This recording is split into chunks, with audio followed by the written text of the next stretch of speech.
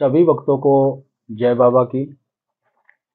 एक बार फिर मैं आप सभी भक्तों के समक्ष उपस्थित हुआ हूँ भक्ति सागर पंचद्वार बराड़ा धाम चैनल के माध्यम से। हमारी जितनी भी वीडियो आती है सब एक सत्य के आधार पर होती है और कुछ ना कुछ सीख देने वाली होती है। इच्छा आप लोगों की है कि हमारी वीडियो में से आपको कुछ मिल रहा है या नहीं मिल रहा है, क्योंकि जिस प्रकार के आपके गुरु होंगे उसी प्रकार से आपकी सोच होगी और उसी प्रकार से कोई भी धार्मिक वीडियो आप देखते हो तो आप उसमें से तभी नोट कर सकते हो, तभी कुछ पा सकते हो कोई पॉइंट उसमें से जो आपकी सोच जैसी होती है। क्योंकि धर्माचार्य अनेकों हैं, शास्त्राचार्य अनेकों हैं और पुराणों को कहने वाले भी अनेकों हैं। अनेकों प्रक्रिया से इस दुनिया में धर्म का प्रचार किया जाता है और लेकिन आज धर्म के प्रचार को ही एक पाखंड का नाम देता हूं मैं। वो क्यों नाम देता हूं, पाखंड किसे कहते हैं? सबसे पहले मैं आपको ये बताता हूं कि पाखंड किस किस प्रकार के इस दुनिया में चल रहे हैं। ऐसा कोई भी साधक नहीं है, ऐसा कोई भी कथा कहने वाला नहीं है, ऐसा कोई प्रवचन सुनाने वाला नहीं है जो पाखंड ना करता हो। सत्य के आधार पर अपना अनुभव कोई नहीं रखता है। कोई भी ऐसा नहीं है जो सत्य के आधार पर अपना स्वयं का अनुभव रखे कि मेरा परमात्मा के साथ क्या संबंध है और मैं परमात्मा के नजदीक किस प्रकार गया और कैसे गया और आपको कैसे उन तक पहुंचाऊंगा। इस बारे में तो कभी कोई बात ही नहीं करता है। सभी लोग कथा करना जानते हैं, प्रवचन सुनाना जानते हैं, अपने धर्म के ग्रंथों को, पुराणों को पढ़कर सुनाना जानते हैं और उदाहरण के तौर पर उसमें से चौपाइयां आपको सुनाएंगे और प्रमाणित करेंगे कि यही सत्य है। किसी को यही नहीं पता है कि धर्म, पुराण और ग्रंथ हमारे क्या कहते हैं। उनसे हमें हमारे जीवन में सीख मिलती है कि भगवान नाम की शक्ति कोई है। सिर्फ धर्म, ग्रंथ और पुराण यही प्रमाणित करते हैं कि बिना शक्ति के ये दुनिया नहीं चल रही है। हम लोगों के ऊपर कोई ना कोई ऐसी शक्ति है जो पूरी दुनिया को चला रही है और समय समय पर जैसे इस पृथ्वी पर अधर्म और पाप बढ़ता है उसी हिसाब से किसी न किसी स्वरूप में वो शक्ति अवतरित होती है और हम प्राणियों की मदद करती है। हमारे धर्म, पुराण, ग्रंथ, शास्त्र सिर्फ और सिर्फ यही कहते हैं और उससे हमें सीख लेने की आवश्यकता है। लेकिन आज के समय में क्या चल रहा है? पाखंड चल रहा है, बिजनेस चल रहा है। इसी शास्त्रों को उठाकर लोग आपको सुना रहे हैं, उसका व्याख्यान कर रहे हैं, उसकी बड़ाइयां कर रहे हैं, लेकिन उसके साथ साथ ही एक मनोरंजन भी करते हैं जिससे पब्लिक खुश हो जाए, उनके भक्त खुश हो जाएं जो दरबार में आते हैं और वही खुशी पाकर उनके भक्त अपने घर वापस आ जाते हैं। उनको भक्ति से संबंधित और कुछ नहीं मिलता है। सिर्फ मिलता है तो क्या मिलता है, इस कलयुग में एक मनोरंजन मिलता है, किसी ना किसी प्रकार का मनोरंजन। आप लोगों ने अक्सर देखा होगा कि जितने भी कथा कहने वाले हैं, कथा कहते कहते बीच में कभी आपको धार्मिक गाना सुनाने लग जाएंगे, कोई भजन सुनाने लग जाएंगे, लोग तालियां बजाएंगे। ये क्या है?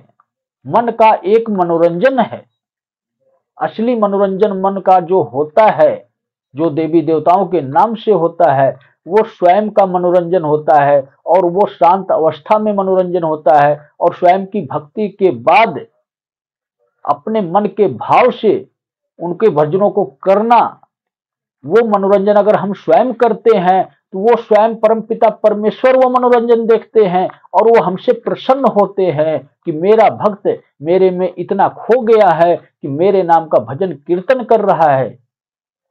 लेकिन ये स्वयं का भजन कीर्तन आज के समय में कोई नहीं करता है। हर कोई मनोरंजन के लिए, कथा सुनने के लिए जाता है और वहां मनोरंजन तो आपको अनेकों प्रकार से मिलते हैं, सिर्फ भक्ति गाना या भजन के माध्यम से ही नहीं। आजकल तो अक्सर आप लोगों ने देखा होगा कि कथा करने वाले अनेकों प्रकार से मजाक करते हैं। सामाजिक दृष्टि से जो जैसा होता है उसको उल्टा सीधा वैसा बोल भी देते हैं, सुना भी देते हैं और उसका पूरी दुनिया मजाक बना देती है। हमने और आपने ही इस नियम को बदल दिया है। जो स्वयं की भक्ति करनी चाहिए आज वो एक मनोरंजन बन गया है, आज एक पाखंड बन गया है। ये कलयुग का ही प्रभाव है कि जिस प्रकार के गुरु हैं उसी प्रकार के शिष्य भी बन गए हैं। भगवान का कसूर नहीं है, भगवान की गलती नहीं है, गलती हमारी स्वयं की है जब हम अपनी इंद्रियों को जगाने की बजाय सुला रहे हैं और अपने आप को किसी दूसरे के हवाले कर रहे हैं, दूसरे पर आश्रित हो रहे हैं कि हमारे गुरुजी कार्य करेंगे, हमारे अन्य लोग कार्य करेंगे। पैसे के बलबूते पे दुनिया चल रही है और पैसा आज देकर भी लोग ठीक नहीं हो रहे हैं, उनका उपचार नहीं हो रहा है, उनका इलाज नहीं हो रहा है, चाहे वो किसी भी प्रकार की कोई भी परेशानी हो। अक्सर ज्यादातर लोग भूत प्रेत बाधा से संबंधित लोग ही ज्यादा दुखी हैं, ज्यादा परेशान हैं। ऐसा क्यों है? जिस घर में भगवान नहीं होंगे उस घर में शैतान ही वास करेंगे। ये मैं आज से नहीं, शुरू से यही कहता आ रहा हूं। जब तक आप स्वयं की भक्ति नहीं करोगे अपने घर में, तब तक आपके घर में भूत प्रेत बाधाएं ही रहेंगी। और जब भूत प्रेत बाधाएं आएंगी तो आपके जीवन में कठिनाइयां भी आएंगी, बुराइयां भी आएंगी, आपकी सोच भी उसी प्रकार की होगी। आपको स्वयं को समझ में नहीं आएगा कि मैं सही रास्ते पर चल रहा हूं या गलत रास्ते पर चल रहा हूं। मैंने अक्सर ये देखा है कि जब भी मैं किसी भी कथावाचक या धर्माचार्य के बारे में कुछ भी बोलता हूं तो लोगों को मिर्ची लग जाती है कि हमारे गुरुदेव के बारे में, हमारे इस धाम के जो संस्थापक हैं, चाहे धीरेन्द्र शास्त्री हो चाहे देवकीनंदन हो, उनके बारे में इतनी बुरे शब्द का उपयोग ये क्यों कर रहे हैं? इनको क्यों जलन होती है दूसरों से? मैं तो एक ऐसा इंसान हूं कि मुझे किसी भी प्रकार का भय नहीं लगता। जो गलत है उसको गलत कहूंगा और गलत को गलत जब कहूंगा तो आज नहीं तो कल आपके समझ में आएगा कि गुरुजी ने गलत क्यों कहा। सिर्फ मैं उदाहरण देकर प्रमाणित करता हूं कि ये व्यक्ति इस प्रकार के कार्य कर रहा है और इस प्रकार के कार्य करने की वजह से एक समय ऐसा आएगा कि इस प्रकार का माहौल तैयार होगा और जब ये माहौल तैयार होगा तो संहार निश्चित होगा। क्या मेरी सोच है? क्यों बुराई कर रहा हूं उनके बारे में आपको दिखाना चाहता हूं कि आप तो अंधभक्त बनकर उनकी शरण में रहते हो, उनके बताए हुए मार्ग पर चलते हो, लेकिन आज वो कर क्या रहे हैं? धर्माचार्य किसे कहते हैं? धर्मगुरु को किसे कहते हैं? क्या आप लोगों को यह पता नहीं है?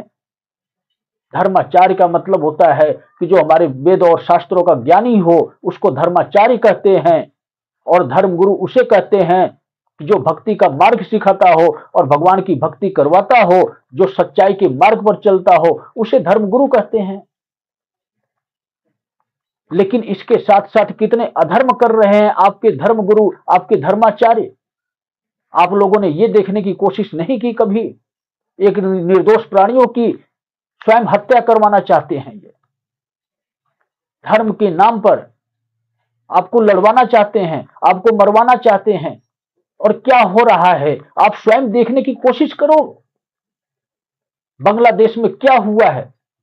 वही हिंदू आज कितने प्रताड़ित किए जा रहे हैं, कितना उनको कष्ट झेलना पड़ रहा है। स्वयं का अपना घर त्याग कर अलग ठिकाना लगाए हुए हैं। ऐसा क्यों हुआ? इस जड़ की फसाद तक पहुंचने की कोशिश करो, क्यों हो रहा है ऐसा? जब हम धर्म विरोधी लोग तैयार करेंगे तो धर्म विरोधी ही हमें नुकसान पहुंचाएंगे। अपनी स्वयं की करनी अपने ही आगे आती है। तुम्हारे धर्म गुरुओं ने ऐसा कर्म किया है, हिंदू के नाम पर, सनातन के नाम पर, हिंदू राष्ट्र के नाम पर एक क्रूरता फैलाई है। इस समाज में दोस्त को दुश्मन बना दिया, भाई को दुश्मन बना दिया, माता बहन को दुश्मन बना दिया। जो जिनका सिर्फ जाति का फर्क है, जाति सिर्फ उनकी मुस्लिम है, इस नाम पे जब दूर किए हो, जुदा किए हो, दुश्मन बनाए हो, तो लड़ना भी पड़ेगा, तुम्हें ही लड़ना पड़ेगा। और उस लड़ाई में कौन जीत पाएगा ये तो शिव निर्धारित करते हैं। मैं बार बार यही कहता हूं कि ये दुनिया गोल प्रक्रिया से चल रही है। जिस प्रकार पृथ्वी का आकार गोल है, दुनिया का आकार गोल है, और जब हम ध्यान में जाते हैं तब भी हम गोल चक्र में ही प्रवेश करते हैं। जैसे जैसे हमारी इंद्रियां जागृत होती हैं, हम एक गहराइयों में जाते हैं, वो भी एक गोल ही है। इस गोलाकार पृथ्वी को और इस गोलाकार एनर्जी को समझने की कोशिश करो। आपको दुनिया की उलझनों में नहीं फंसना है, किसी धर्मगुरु के कहने पर नहीं चलना है। आपको स्वयं की भक्ति करनी है, वो भी अपने स्वयं के घर में रहकर। मैं कहता हूं कि आपको प्राणों की रक्षा स्वयं हो जाएगी, आप स्वयं खुद कर सकते हो। लेकिन आज एक ऐसा माहौल तैयार कर दिया गया है, इस पाखंड की वजह ही है ये माहौल। धर्म के नाम पर आपको लूट लिया पहले ही, और लूटने के बाद आपका शरीर बचा तो वो भी आपका नहीं रहा, इन धर्म गुरुओं का हो गया है, जो अपनी इच्छा से वो चला रहे हैं आपको। जब भी कहते हैं कि एक हिंदू बनकर, एक सनातनी बनकर गली में उतर जाओ, सड़क पर उतर जाओ, रैली करो, तो आप लोग वही करते हो।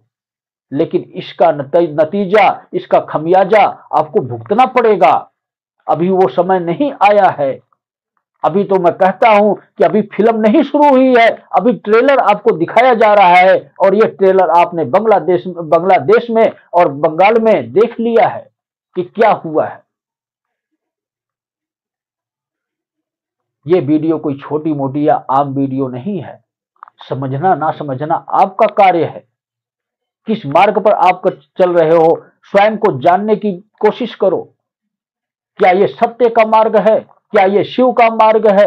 एक हैवानियत भरा जीवन जीना, एक दूसरे को मारना, उसके साथ गलत कार्य करना, ये एक हैवानियत भरा जीवन है। अगर आप समझदार हो, सोच सकते हो, मेरी बातों को समझ सकते हो, तो वापस आ जाओ अपने घर में, शिव की शरण में। अपने गुरु का भी त्याग कर दो अगर आपको इस मार्ग पर चलने के लिए कहते हैं तो। मैंने कभी ये नहीं कहा कि आप अपने गुरु का त्याग करो, लेकिन गुरु वही होता है जो भक्ति के मार्ग पर चलना सिखाता है। सिर्फ वही अध्यात्म गुरु होता है, और अध्यात्म गुरु ही हमें भगवान से मिलवा सकता है। बाकी दुनिया में कोई कथा करने वाला, कोई प्रवचन सुनाने वाला, कोई किसी भी प्रकार की चौकी दरबार लगाने वाला ऐसा गुरु पैदा नहीं हुआ है जो आपकी कठिनाइयों को दूर कर सके। चमत्कार के नाम पर आपको ठग सकता है, आपको लूट सकता है, कुछ समय के लिए आपके कर्मों को रोक सकता है, लेकिन अंत बुरा ही होता है। जब अंत बुरा होता है तो फिर कोई बचाने वाला भी नहीं मिलता है, फिर तो हमें सजा ही लेनी होती है। और उसी सजा, मौत के मुंह में ना धकेलो। इस भीड़ से, इस परिस्थिति से आपको बाहर निकलने की आवश्यकता है, और एक इंसानियत भरा जीवन जियो, और दूसरों को भी यही सिखाओ, चाहे वो किसी भी जाति या धर्म से हो। इंसानियत ही सबसे बड़ी भक्ति है, इंसानियत ही सबसे बड़ी शक्ति है। अगर हमारे अंदर इंसानियत जागृत है तो हमारा परिवार चलता है, हमारा समाज चलता है, और जब तक हमारे अंदर इंसानियत नहीं होगी तो हम देश कैसे चलाएंगे? बैठ तो जाते हैं लोग धर्म की गद्दी पर कि हमारे अंदर ये शक्ति आती है और हम चमत्कार करते हैं, हम कुछ भी बता सकते हैं, हम कुछ भी कर सकते हैं, लेकिन जब मैं करने पे आऊंगा तो आप रोक नहीं सकते हो, ये मेरी गारंटी है। समय अनुसार बारी बारी से सबका नंबर लगाऊंगा। जितने अधर्मी हैं, जितने पाखंडी हैं, जितने गलत कार्य करने वाले लोग हैं, कोई भी बचने वाला नहीं है मेरी दृष्टि से। मैं बार बार आप लोगों को संकेत दे रहा हूं कि मैं कौन हूं, मुझे समझने की कोशिश करो। मैं सिर्फ और सिर्फ सृष्टि के बैलेंस को बराबर करने के लिए आया हूं और मैं स्वयं काल पुरुष हूं जो महाकाल की शक्तियों से सुसज्जित होकर महाकुंभ के 5वें स्नान से पूर्ण हो चुका हूं और इस कार्यभार को मैं संभाल चुका हूं।